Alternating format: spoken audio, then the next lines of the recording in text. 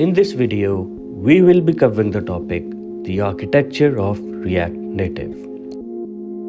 React Native uses JavaScript, JSX, Flexbox, and Virtual DOM and a bridge to interact with the native platform. React Native के architecture में 5 चीज़ें use होती हैं.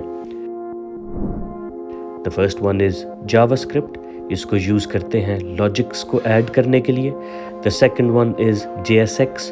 इसको use करते हुए हम यूज़र इंटरफेस बनाते हैं. ये बेसिकली HTML का अल्टरनेटिव है रिएक्ट की दुनिया में.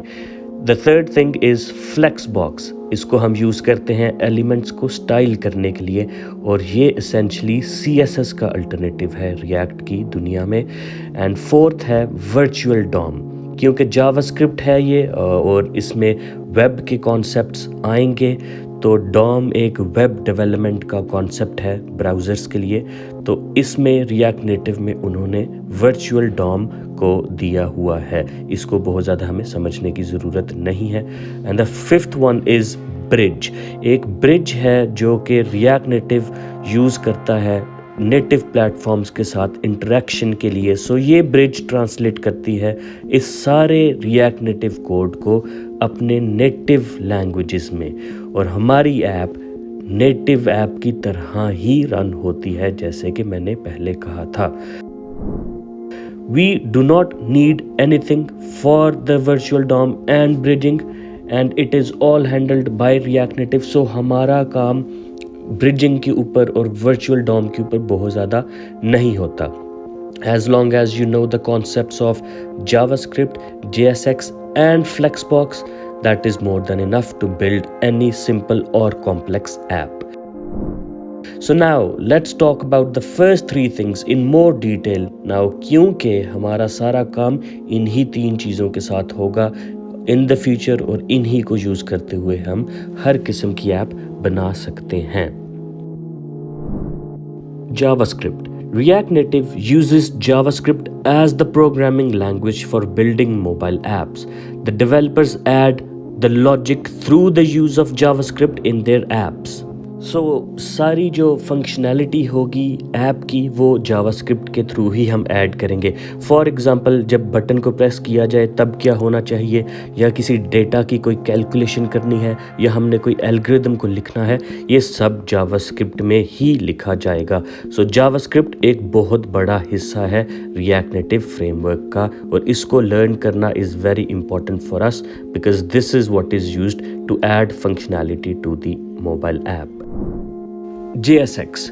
आसान वर्ड्स में इसको अगर आपने समझना है तो आप इसको ये समझें कि ये एक HTML है रिएक्ट नेटिव की दुनिया का. सो इसको हम यूज़ करते हुए यूज़र इंटरफेस बनाते हैं जैसे कि HTML को यूज़ करते हुए वेब के ऊपर यूज़र इंटरफेस बनाया जाता है. इसको हम कहते हैं JSX. ये रिएक्ट नेटिव ने इसलिए बनाया था ताकि एक फेमिलियर तरीके से हम यूज़र इंटरफेस को डेवलप कर सकें because HTML is extremely popular and almost every developer knows how to use it. So उसी तरह के हम टैग्स को यूज़ करते हुए सारा का सारा यूज़र इंटरफेस रिएक्ट नेटिव में खड़ा कर सकते हैं. Technically speaking, JSX is a syntax extension for JavaScript. So ये JavaScript के अंदर ही लिखी गई है. That allows developers to write HTML-like elements in their JavaScript code. JSX makes it easier for the developers to build the user interface for their apps using a syntax which is familiar. Flexbox. React Native also uses Flexbox, which is a layout system for building responsive user interfaces. Flexbox is a powerful and flexible layout system that allows developers to easily create layouts that adapt to different screen sizes and orientations. So आसान words में इसको भी अगर यही हमें कहा जाए तो वो ये है कि ये CSS है रिएक्ट नेटिव की दुनिया का. सो यूज़र इंटरफेस को स्टाइल करने के लिए जो आपने एलिमेंट्स बनाए थे JSX को यूज़ करते हुए उनमें स्टाइलिंग ऐड करने के लिए हम फ्लेक्सबॉक्स का इस्तेमाल करते हैं.